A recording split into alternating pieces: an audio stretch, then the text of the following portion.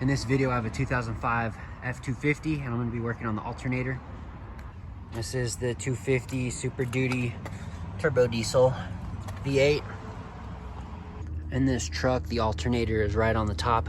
Very easy to get access to. It's on the top side of the serpentine belt, so it sticks out right here. So I'm gonna take this off and get it tested first. So the tensioner on this is pretty hard to get to.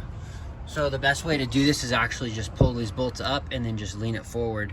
That's gonna take tension off of the belt and you can just slide it right off of this pulley and then disconnect up here, and then you can remove the alternator itself. It's very quick and pretty easy. These bolts are 1/2 inch. So I'm gonna go ahead and loosen these up now.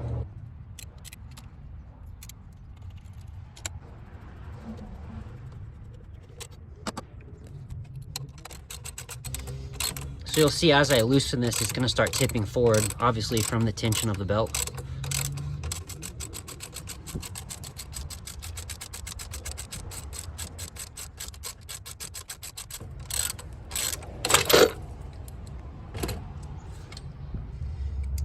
All right, now I'm gonna get this off. 10mm is the size here. So slide this rubber sleeve down to expose the bolt.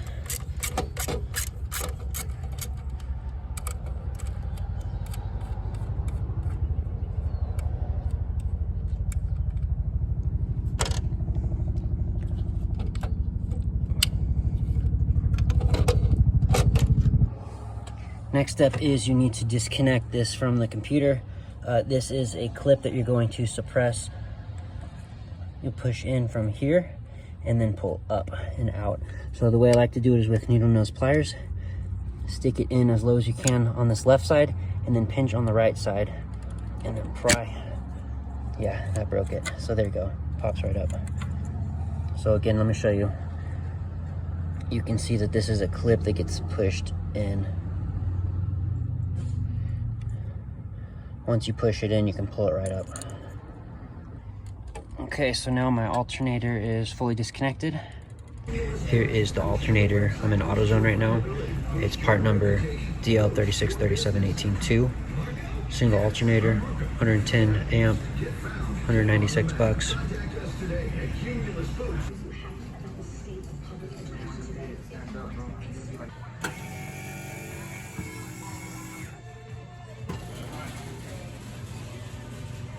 And this is where you see the part number DL3637182. Okay, got the new alternator. Go ahead and get all this crap off of it.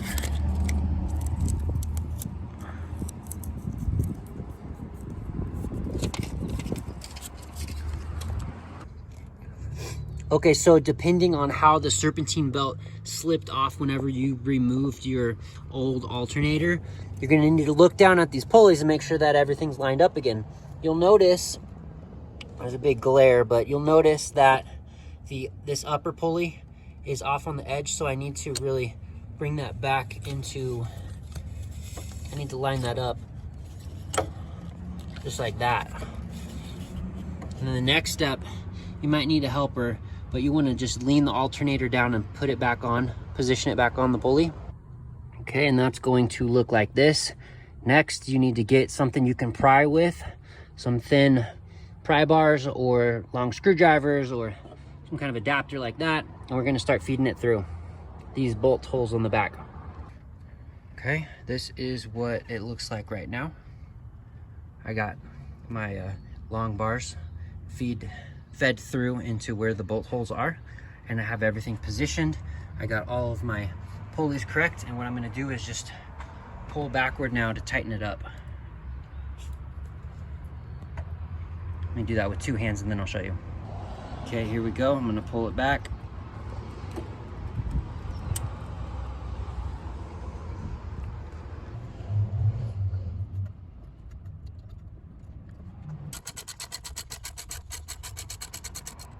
If you see that you're off a little bit, just go ahead and right set it, pull it around, feed your bolt through, tighten it up.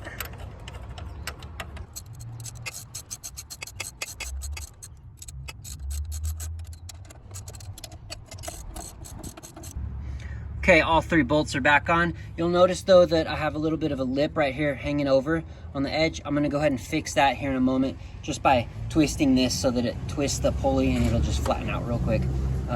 Let's see, next step though is I'm gonna connect all this back in stuff again. All right, got the computer module right here. Just gonna go ahead and plug that back in. All you do is line it up and push it down until you hear a click. Okay. All right, that's in there firm and snug. That's not coming out.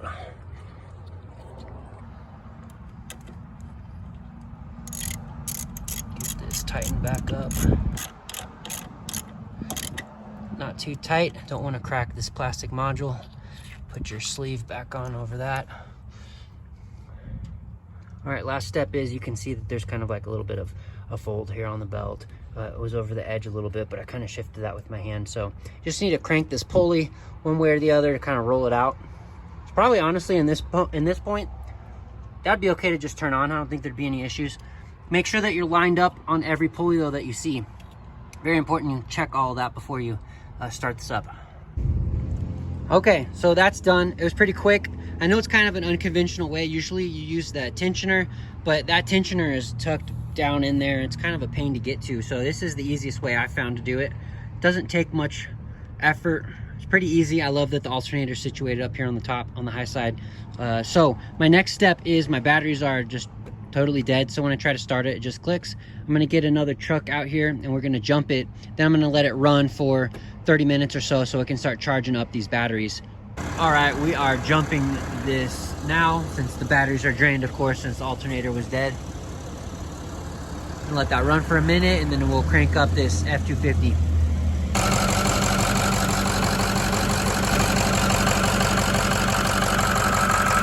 Okay, we're running. Gonna let this alternator do its job. Charge up these batteries.